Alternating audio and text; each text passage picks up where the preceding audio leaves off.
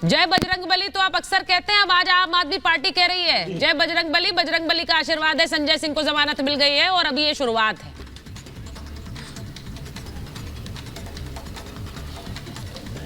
अच्छा है, कम से कम जो है अल्लाह अकबर छोड़ के जय बजरंगबली करने लगे हैं, ये सुधार तो अच्छा है इनका।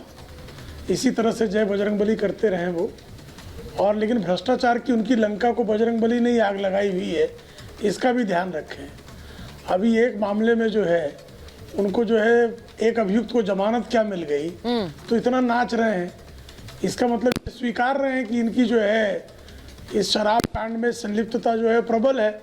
क्योंकि जिस सुप्रीम कोर्ट ने आज ये पाया कि चूंकि कैश लेन देन की थी श्रीमान संजय सिंह ने, ऐसा ईडी का अभियोग है, तो मनी ट्रेल नहीं सिद्ध हुआ, ऐसा सुप्रीम कोर्ट के बेल ऑर्डर को जो रिपोर्टर्स रिपोर्ट कर रहे हैं उससे ऐसा ज्ञात हो रहा है।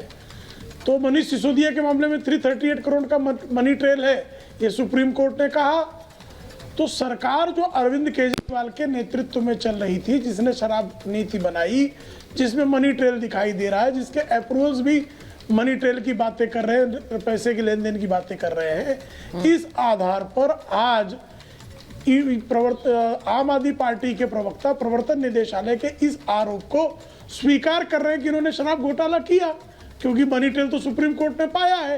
ये सुप्रीम कोर्ट के एक जो है ऑब्जर्वेशन में स्पष्टता से आया है।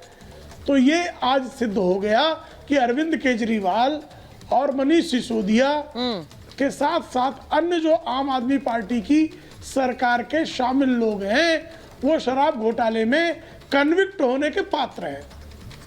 पर प्रेम शुक्ला जी, ईडी ने आज जमानत के विरोध भी नहीं किया है ना। अगर जमानत का विरोध नहीं किया है, इसलिए शायद आप लोगों को भी थोड़ी दिक्कत हो रही है इस पर बोलने में, क्योंकि जमानत का विरोध तब किया जाता है जब लगता है कि कुछ दिक्कत हो सकती है इनके बाहर जाने से। कोई सबूत नहीं है। सुप्रीम कोर्ट ने कहा कि अगर ईडी ने कुछ ऐसा सबूत इनके खिलाफ नहीं दिया, ये जमानत पे बाहर रह सकते हैं। तो ये तो शुभ संकेत है उनके लिए। नहीं, सुचारिता जी पहली बात समझ लो, कोई सबूत नहीं है ऐसा नहीं कहा गया है। कृपा करके बेल ऑर्डर को ठीक से पढ़ लीजिए। मनी ट्रेल का प्रमाण ईडी नहीं दे पाई, तो मनी ट्रेल कैश ट्रांजैक्शन हुआ है, कैश ट्रांजैक्शन का मनी ट्रेल जो है जब तक रुपए बरामद नहीं होगा तब तक नहीं होगा।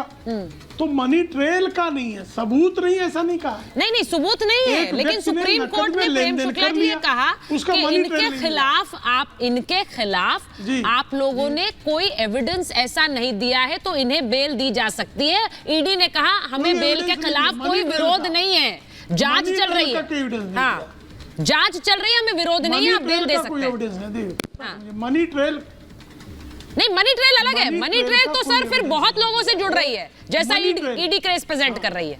मनी ट्रेल तो बहुत लोगों से जुड़ रही है। तो हाँ, ईडी ने कोई सबूत नहीं दिया ऐसा प्रश्न नहीं कहा। नहीं, क्योंकि ईडी देखिए बेल इश्यू में जो है सबूत का स्टेज आता ही नहीं है। कहाँ कहा है मुझे बेल ऑर्डर दिखा दीजिए, मैं मान जाऊंगा। ठीक है, जिसमें कहा कि कोई सबूत ही नहीं। नहीं, बेल ऑर्डर दिखा दीजिए आप। नहीं, ये नहीं कहा, बेल ऑर्डर दिखा दीजिए। मैं ये नहीं कह रही हूँ प्रेम शुक्ला जी कि सबूत नहीं है। उन्होंने कहा कोर्ट में जिस तरह दलील दी गई, ईडी से पूछा गया, ईडी ने कहा हमें कोई आपत्ति नहीं है इन्हें बेल देने में। तो ईडी ने भी अगर ये कहा है कि हमें कोई आपत्ति नहीं है, तो वो उनको पोटेंशियल थ्रेट नहीं देख रहे हैं, जैसे अरविंद केजरीवाल के लिए कहा कि ये सबूतों को इफेक्ट करेंगे बाहर जाके। उसी पर सवाल आ रही हूँ। एक बार हाँ, मैं एक बार संजय मिश्रा जी के पास चलूंगा। हाँ। देखिए वो सरकार में बैठे हुए नहीं है वो। ठीक है।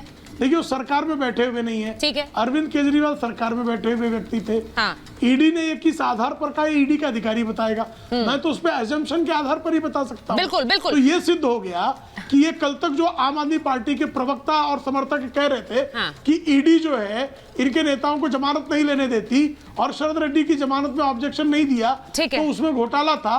तो अभी संजय सिंह ने घोटाला किया क्या? संजय सिंह घोटाले के जो है हिस्सेदार है क्या? मैं संजय सिंह पर सवाल लूंगी, उससे पहले मैं एक बार सुनील सिंह जी के पास संलिप्तता है क्या आपस में? मैं संजय मिश्रा जी के पास आऊं और आपके हम नाम के बारे में सवाल पूछूं संजय जी। उससे पहले सुनील जी जरा बताइए, इतने मुद्दे हैं, विपक्ष के पास मुद्दों का अंबार है, ऐसा आप ही कहते हैं, आपके नेता भी कहते हैं, लेकिन अभी सारे मुद्दे पीछे हो गए, सिर्फ अरविंद केजरीवाल की चर्चा हो रही है। ये विपक्ष के लिए अच्छा है क्या? विपक्ष के पास सिर्फ अरविंद केजरीवाल मुद्दा हो गए अब। देखिए सुचारिता जी, ऐसा नहीं है कि केवल अरविंद केजरीवाल जी मुद्दा है। मुद्दा वो हर मुद्दा है जो देश का मुद्दा है। देखिए माननीय प्रधानमंत्री जी ने क्या कहा, भ्रष्टाचार हटाओ। तो भ्रष्टाचार तो तभी हटेगा ना जब बीजेपी हटेगी। भारतीय जनता पार्टी भ्रष्टाचार के खिलाफ बोल करके आई थी, महंगाई के खिलाफ बोल करके आई थी, बेरोजगारी के खिलाफ बोल करके आई थी, देश की सीमाओं को लेकर के आए थे, गिरता हुआ रुपया बता करके आए थे, राष्ट्रवाद के नाम पर आए थे, संविधान बचाने आए थे, काला धन वापस लाने आए थे, ये गरीब की मदद करने आए थे, महिलाओं की मदद करने आए थे। लेकिन करने क्या लगे? करने लगे जमीन घोटाला, चंदा चोरी, चंदा वसूली, संविधान को खत्म करके नागपुर का विधान लागू करना चाहते हैं।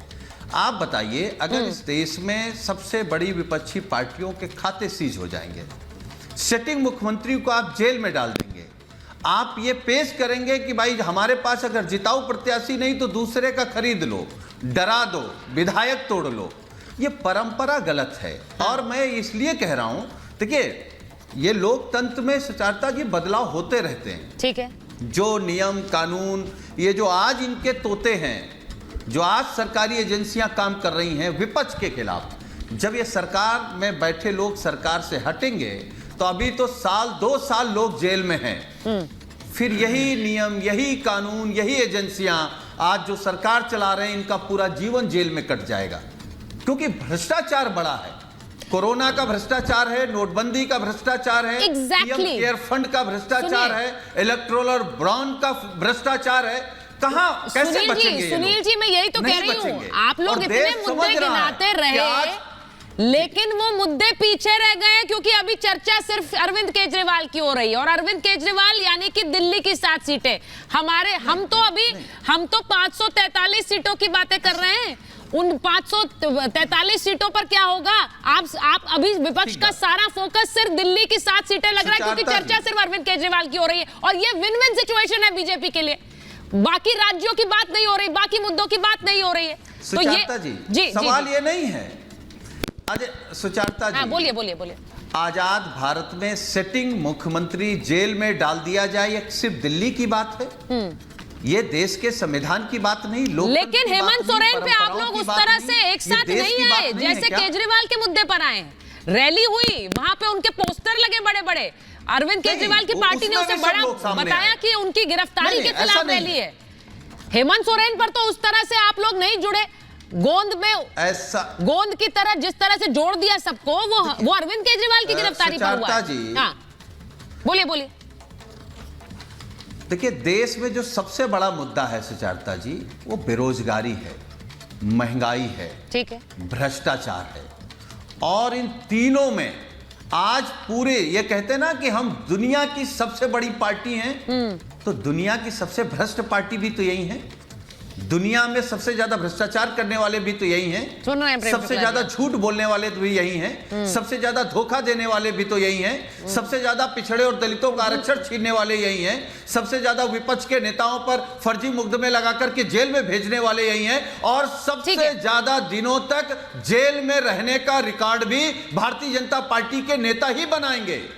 ये रिकॉर्ड भी इन्हीं के नाम रहेगा। संजय मिश्रा जी के पास जाइए। संजय मिश्रा जी, संजय सिंह